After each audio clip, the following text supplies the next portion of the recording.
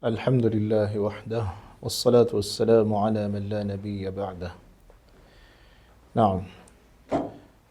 abalungi abatulaba era abatululiriza tukyagera maaso n'ekitabo kyaffe kitaabu tawhid nga twakoma ku mulyango ogulaga nti man haqqaqa at-tawhid dakhala al-janna bighayri hisab. Omuntu yenna akakasaawo tawhid n'amunywezaawo n'amutuukiriza n'asinza Allah mu butuufu bw'okumusinza nga tamugasseeko kintu kyonna, ayingira ejjana nga Allah tamubaze, n'ayingira ejjana nga Allah tamubaze yadde okumubonereza. Nga twasembayo ne hadith omubaka sallallahu alayhi wasallam bwe yayogerera ebitendo by'abo abagenda okuyingira ejjana bighayri hisabin wala adhab, abagenda okuyingira ejjana Allah nga tababaze yadde okubeera nti abonereza abantu emitwalo 7 nabbi byayogera.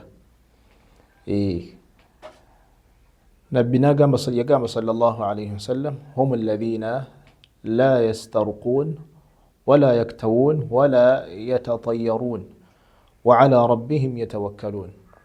Byalaga nti abantu abo tebasaba kusomererwa ruqya, tebajjanjabwa olw'enzijanjaba ey'okukozesa omuliro, enkola eyo tebagikola. N'ekirala wala yatatayyarun, tebeeraguza na binyonyi, ate beesigamira Allah subhanahu wa ta'ala. Ne tunnyonnyola ruqya, okusaba omuntu okusomera ruqya, twalabye nti ekisinga obulungi kubeera nti weesomera ruqya gwe kennyini, Allahumma okujjako inda alhaja, kugamba mu kiseera eky'obwetaavu.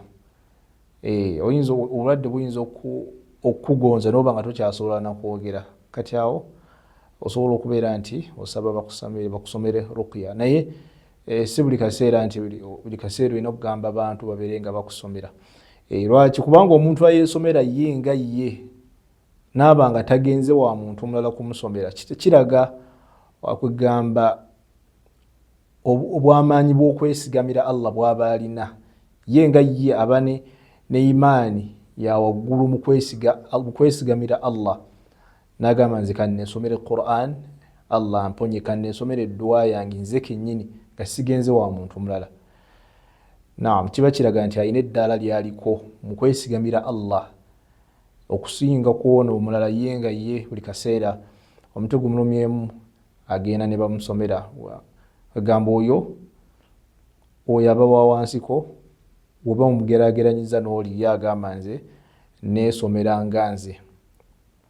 Naam, nabbi wamala okwogera abantu abo n'alaga nti abantu abo beesigamira Allah subhanahu wa ta'ala, era amala okwogera ebitendo byabwe, sahaba ayitibwa Okutya yabeera nti ayimirira, faqala, n'agamba ud'u Allah an yaj'alani minhum, yagamba nabbi nti nsabira Allah anteeke mu bantu abo bagenda okuyingira ejjana nga Allah tababaze yadde okubabonereza.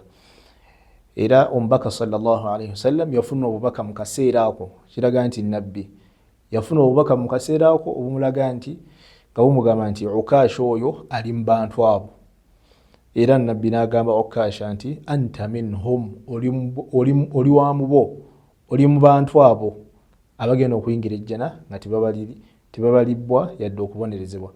Thumma qama rajulun akhar, omusajja omulala naye n'ayimirira naye n'asaba nabbi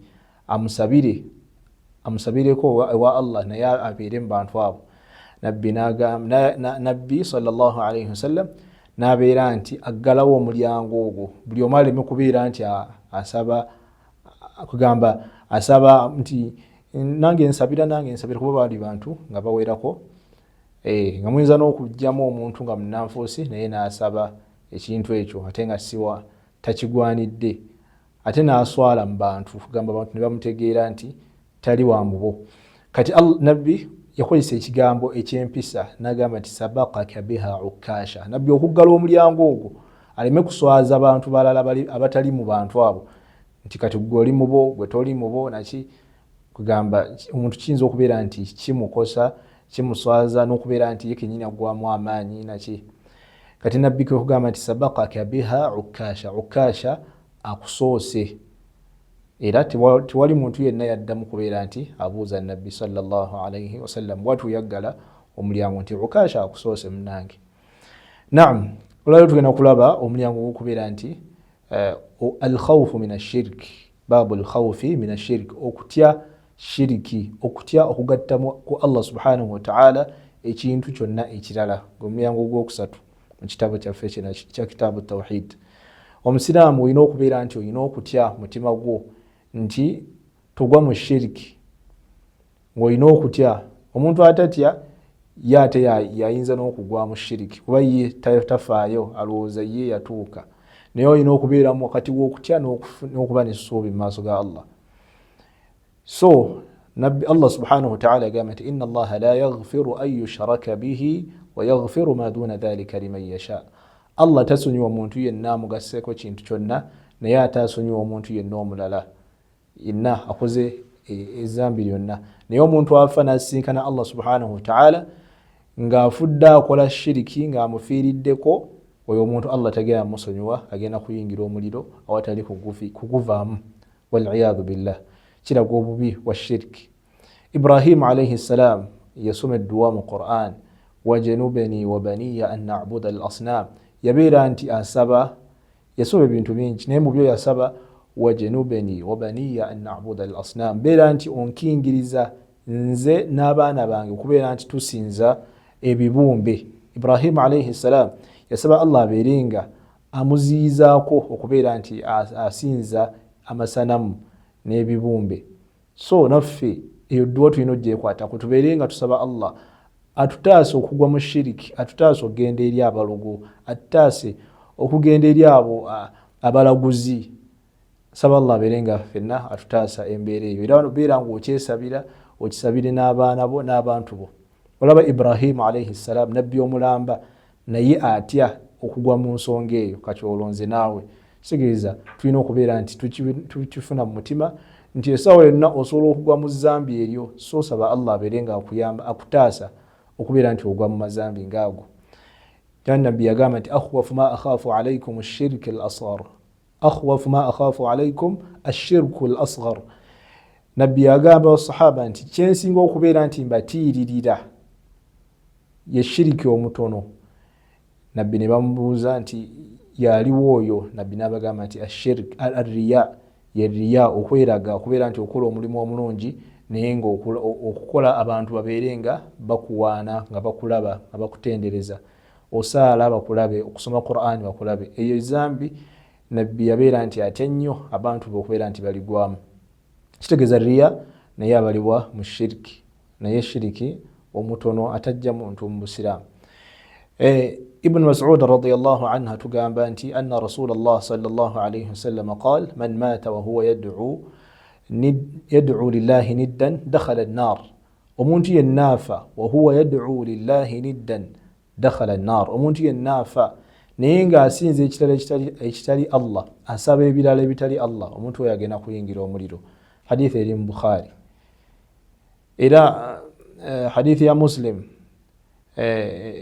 eva ku Jabir radiyallahu anhu tugamba nti man laqiya Allah la yushriku bihi shay'an dakhala al-janna wa man laqiyahu yushriku bihi shay'an dakhala an-nar. Omuntu yenna asinkana Allah subhanahu wa ta'ala nga tayina shiriki, tamugattako kintu kyonna kyonna, omuntu oyo Allah agenda muyingiza ejjana.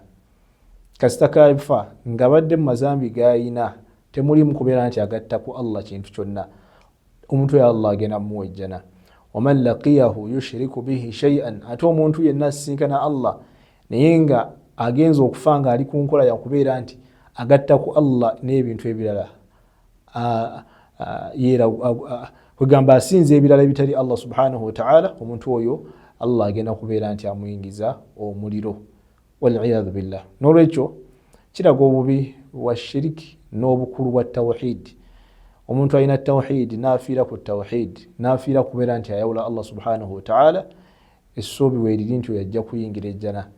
Waba alina amazambi amalala, Allah asobola okumusonyiwa n'amuyingiza ejjana, oba Allah asobola okubeera nti asooka n'amwokya omuliro then n'amuyingiza ejjana. naye omuntu afiira ku shiriki oyo ye talina kintu kyonna yabula ye ekkubo lye lyakubeera nti ayingira omuliro. Oyo yenna afiiridde okubeera nti agattaku Allah subhanahu wa ta'ala, abeera mu balogo, yeeraguza, agenda mu balogo, abalaguzi n'ebirala ng'ali mu mbeera ezifaanana bwe zityo, asamira, oyo agenda kubeera nti ayingira muliro awatali ssuubi lyakubeera nti aguvaamu.